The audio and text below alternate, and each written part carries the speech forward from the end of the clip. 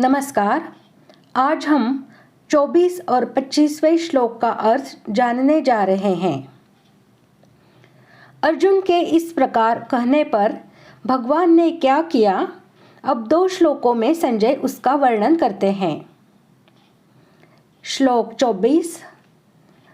संजय उवाच एवमुक्तो ऋषिकेशो गुडाकेशेन भारत सेनयोरुभयोर्मध्ये स्थापयित्वा रथोत्तमम्।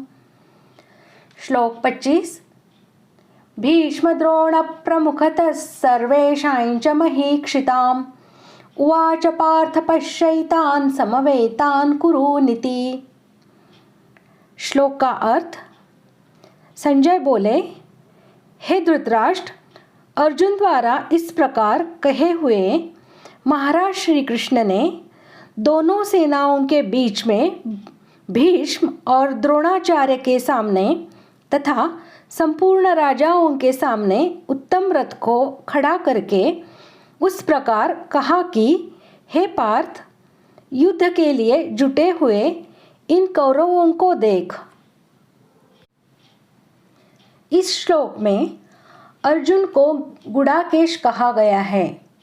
गुड़ा का नाम निद्रा का है और ईश नाम स्वामी का है।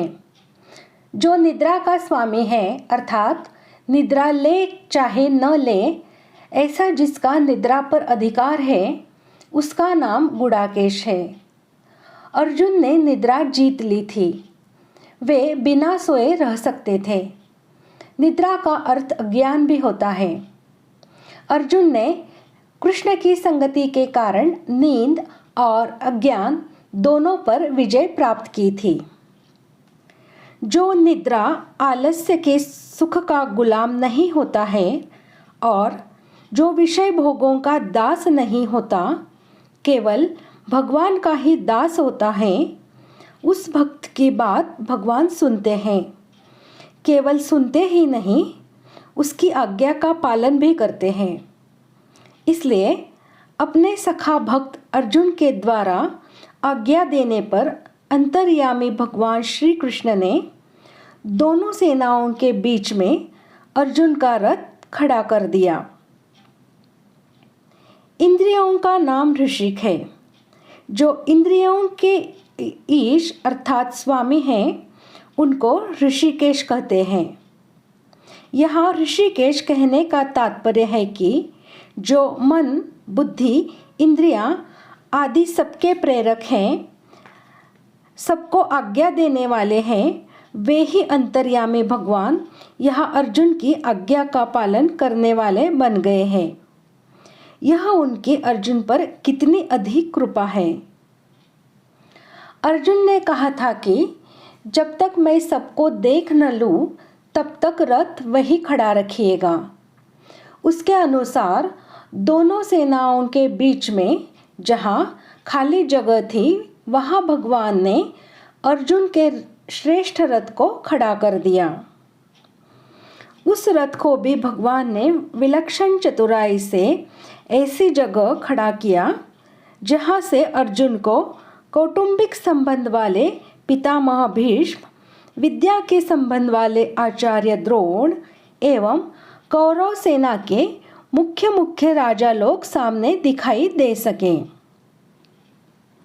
यहाँ कुरुन पश्य अर्थात कौरवों को देखो, इन शब्दों का प्रयोग करके भगवान ने यह भाव भी दिखलाया है कि इस सेना में जितने लोग हैं, प्रायः सभी तुम्हारे वंश के तथा आत्मीय स्वजन ही हैं। उनको तुम अच्छी तरह देख लो। भगवान के इसी संकेत ने अर्जुन के अंतःकरण में छिपे हुए कुटुंब स्नेह को प्रकट कर दिया। अर्जुन के मन में बंधु स्नेह से उत्पन्न करुणाजनित कायरता प्रकट करने के लिए ही ये शब्द मानो बीज रूप हो गए।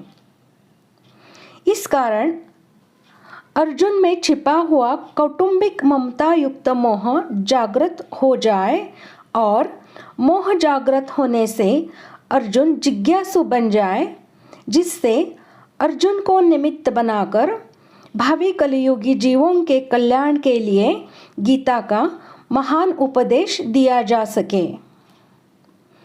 अर्जुन को निमित्त बनाकर लोक कल्याण करने के लिए स्वयं भगवान ने ही इन शब्दों के द्वारा उनके हृदय में ऐसी भावना उत्पन्न कर दी जिससे उन्होंने युद्ध करने से इनकार कर दिया और उसके फलस्वरूप साक्षात भगवान के मुखारविंद से त्रिलोक पावन दिव्य गीतामृत की ऐसी परम मधुर धारा बह निकली जो अनंत काल तक अनंत जीवों का परम कल्याण करती रहेगी। इस प्रकार आज हमने 24 और 25वें श्लोक का अर्थ जान लिया है। अगले भाग में जानते हैं श्लोक 26 का अर्थ। धन्यवाद।